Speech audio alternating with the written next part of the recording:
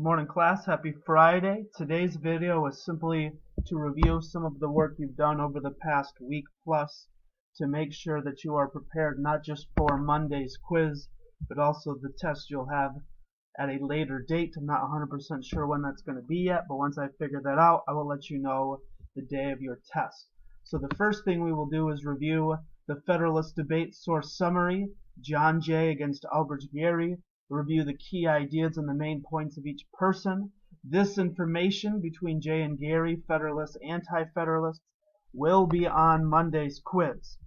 After that, we will review constitutional principles, the worksheet that you guys turned in yesterday morning. There were 5 questions, an A, B, and a C.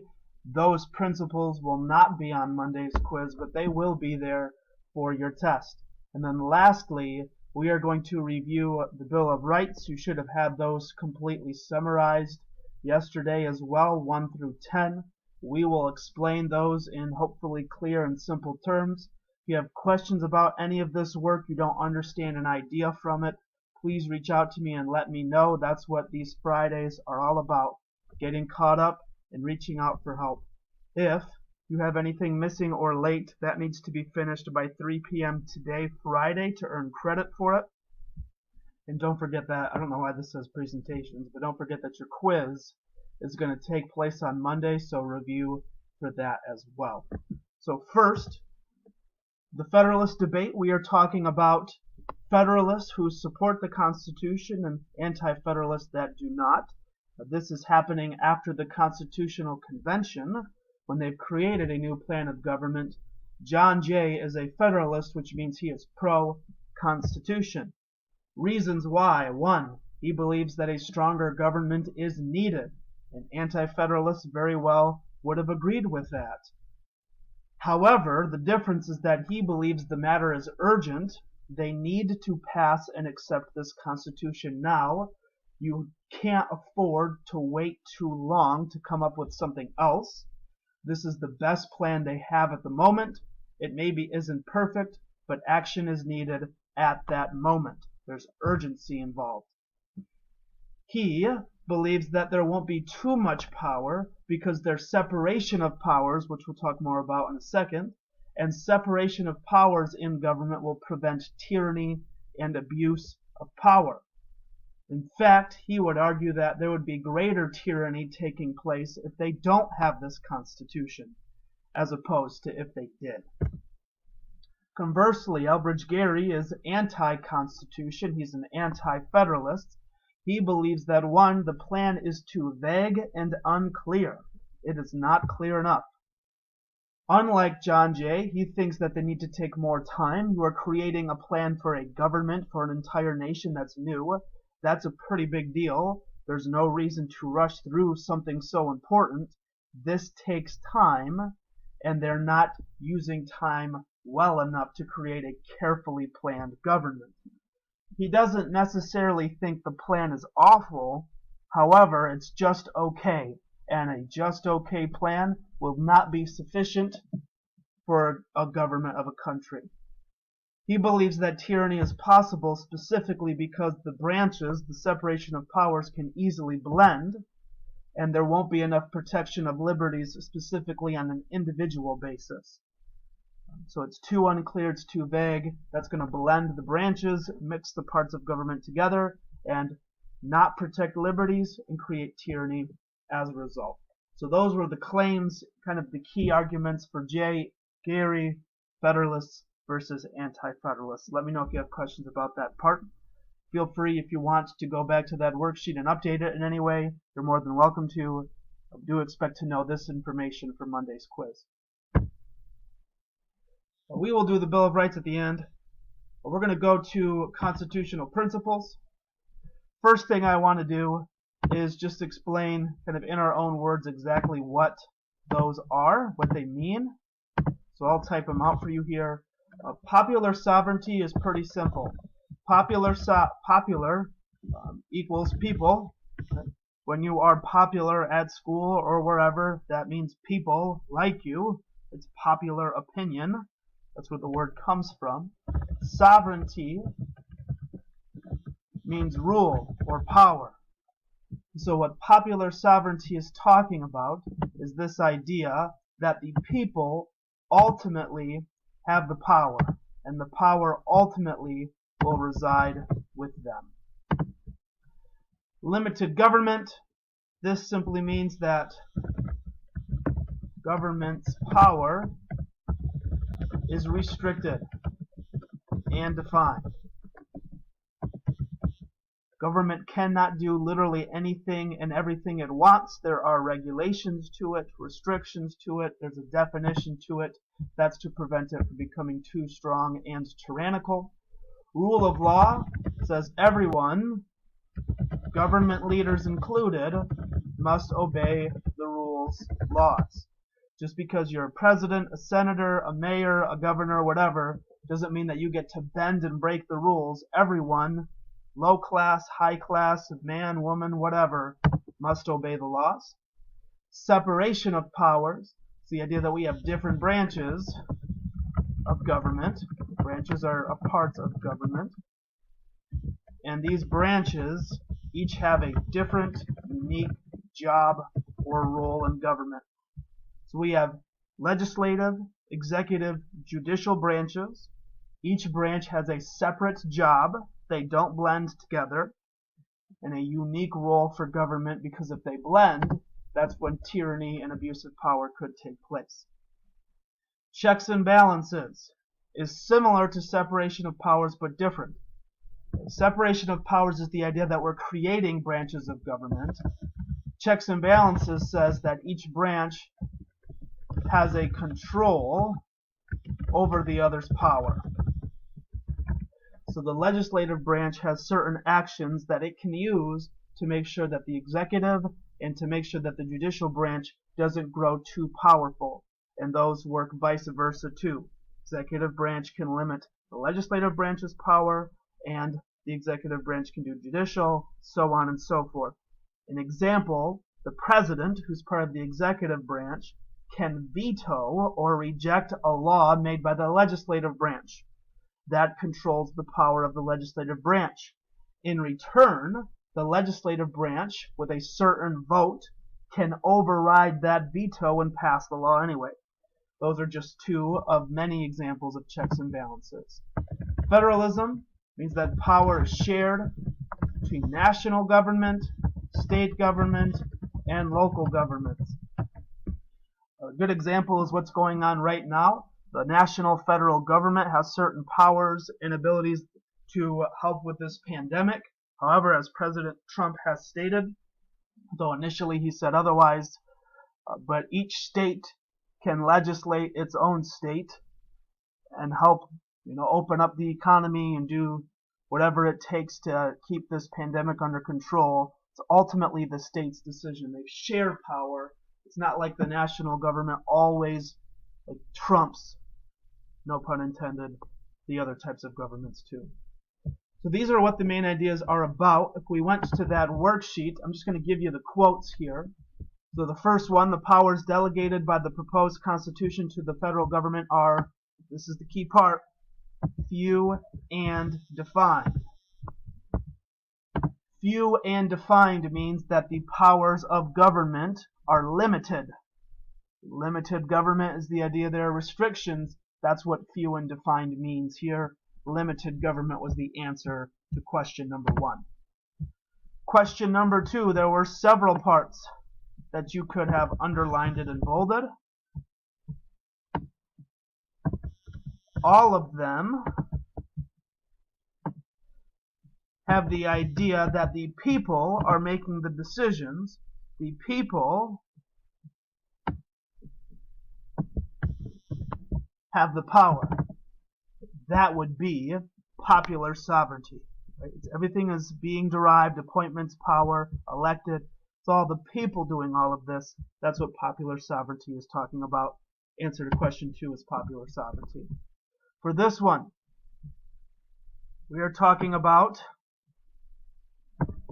government officials being removed from office because they have committed crimes. Even the president, vice president, other government workers. That's the idea of rule of law, which says that everyone, including these government leaders, must obey the laws. And if they don't, they will be punished, such as being removed from office because they've committed various crimes.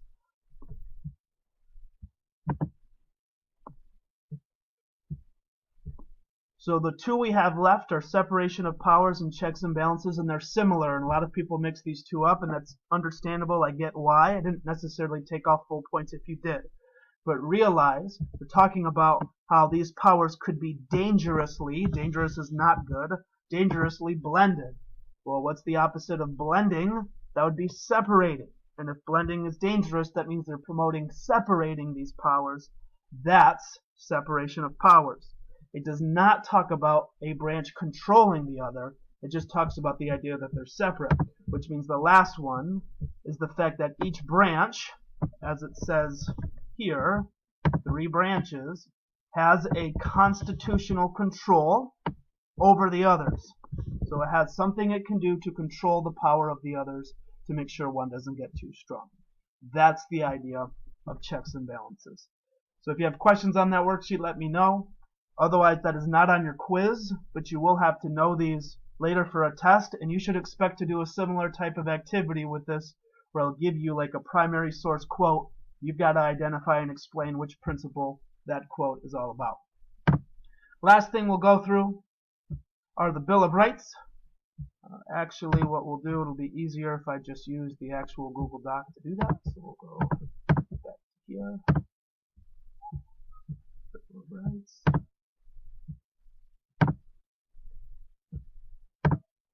So this was not graded, but what you're going to have to do, and we will practice this next week, is you are going to have to take these Bill of Rights and apply them to various situations and figure out which amendment applies to which situation.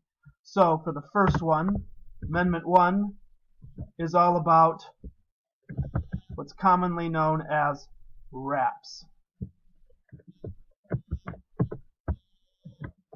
It's all about freedoms. The 4 main freedoms are religion, assembly. Assembly means to gather. Press, petition. Both. Usually it's the press. That's the one we're talking about. This freedom of assembly and to petition was demonstrated in Operation Gridlock in Lansing, our state's capital, past week. And the last one is then speech. And it's not just talking verbally, it's online speech, it's writing as well. This does not mean it's unlimited. There are restrictions to these freedoms. You can't say that you're going to assassinate Mr. Miedema and expect there to be no punishment because you have freedom of speech. That's not going to happen. So that's Amendment number 1. Amendment number 2 is pretty simple. You have 2 rights here. To bear arms means to have a weapon. This is for protection. Does not give you the freedom to use that. You may if you're in a situation where you need self-defense, but you can hold a weapon, and there are certain zones and areas. There's restrictions to all of these where you can't bring a gun to school. Please don't do that.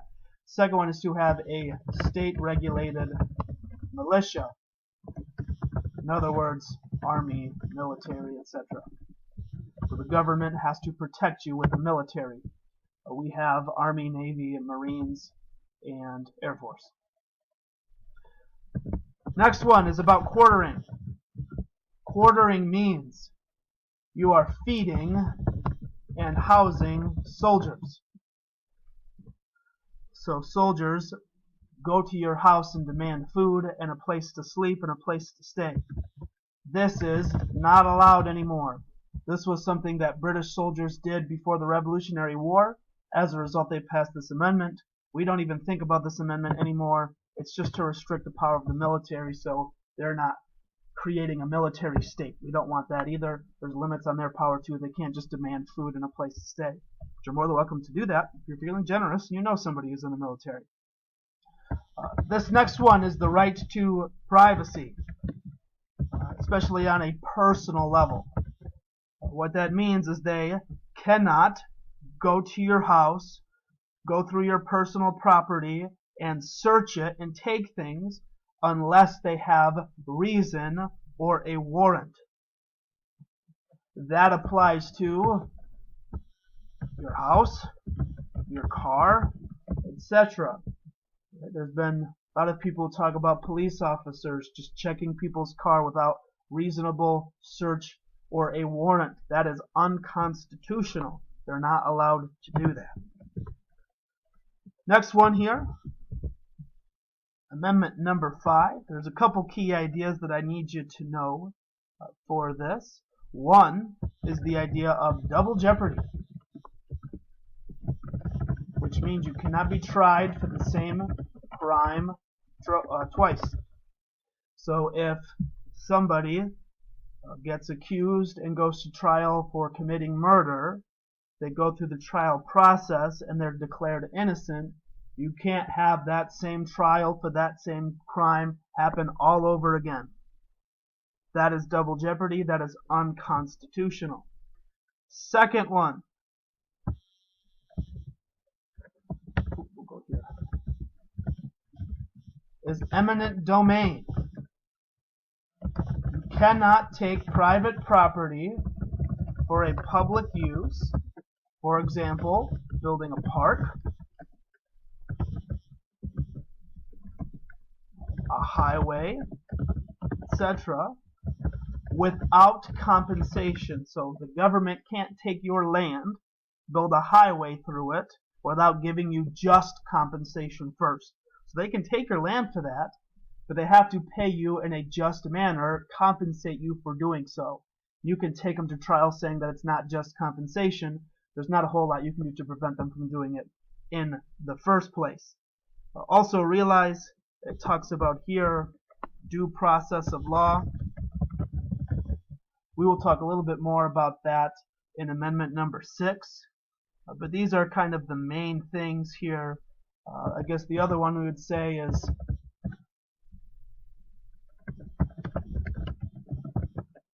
you don't have to testify against yourself in court. Now, if I get put on trial for stealing, I don't have to testify in court against myself. I can if I want, but I have to concede to that. I have to have consent. I'm not allowed to be forced to do so. Amendment 6 is more about the due process. And there's a lot of things going on with this. So we talk about due process of law. We are talking about a fair trial, an impartial jury. LA 92 wasn't a very impartial jury. Right? It was all white people. They moved it to a different part of California, Simi Valley. That's violating Amendment 6, which I'm sure the defense tried to bring up and obviously failed to do, because you could also argue that having the jury in Los Angeles would be impartial too, because everyone was so mad. So it's a little bit tricky. You can go both ways. It talks about speedy and public trial. It has to be public. You can't have a trial that's private where nobody knows what happened. It has to be speedy. You can't drag it out forever because these people are in jail waiting for the verdict. You can't bring it out with that. You need to be able to have witnesses. You need to be given counsel for defense. In other words, you have the right to a lawyer, and if you can't afford one, one will be provided for you. The government will have one. All of this is to make sure that trials are fair, that you're not unfairly convicted, or the trial itself was not fair.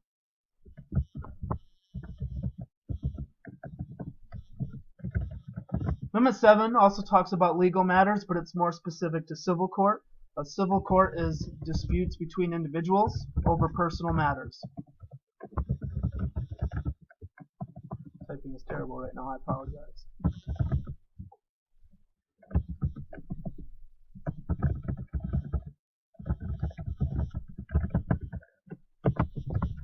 Think Judge Judy. So if I was paying rent and I thought that my landlord wasn't doing his job, living up to his promises, wasn't fixing the oven or whatever, and that was his job, or he charged me too much for rent or double charged me or something like that, I can take this matter to civil court. However, I cannot do that unless it is worth at least $20 in damages. So if Mr. Liggett steals a pencil from me, that was a $3 pencil, I can't take them to civil court for a $3 pencil unless I claim that the $3 is only a part of the damages. The emotional damage and scarring that he caused me was worth at least 15 grand. So now I'm saying it's worth $15,003. Then I can take it to civil court. This is different than criminal court. Criminal court is when you have a crime against the state or the people as a whole. We'll talk more about that when we talk about the judicial branch in our next unit. But cases have to be worth $20, otherwise you're going to get all sorts of cases for really minor things that it's just going to flood our court system. It's not going to work. 8's pretty simple. No cruel, unusual punishment. You can't give the death penalty for someone who jaywalks. You can't charge a $1 billion ticket because someone went 3 miles over the speed limit. Punishments have to be fair, can't be cruel and unusual, so that's pretty self-explanatory. Number 9 and 10 are pretty vague, and we'll do some practice with these to hopefully clear them up a little bit. But other rights belong to the people. So there are certain rights that aren't in here, but the people still have. It's not an exhaustive list of rights. Exhaustive means complete. So Amendment 9 is just saying that there are certain rights that aren't listed here that the people still retain, not the government. And the last one says that the powers not given to the national government go to the states. That's what federalism is all about. I will give you some examples of this later, but this video's over 20 minutes and we don't need to go through them all right now. If you have questions about just what these amendments are saying, please let me know. Otherwise, we will do plenty of practice taking situations and figuring out which amendment they apply to. So please make sure you update your worksheet here because you will be able to use it later on for a test in your exam. You will want to have it in your own words in a way that's easy to understand. Otherwise, please make sure you finish all late missing work by 3 o'clock today. Make sure you're prepared for that quiz Monday, and hope you have a tremendous weekend.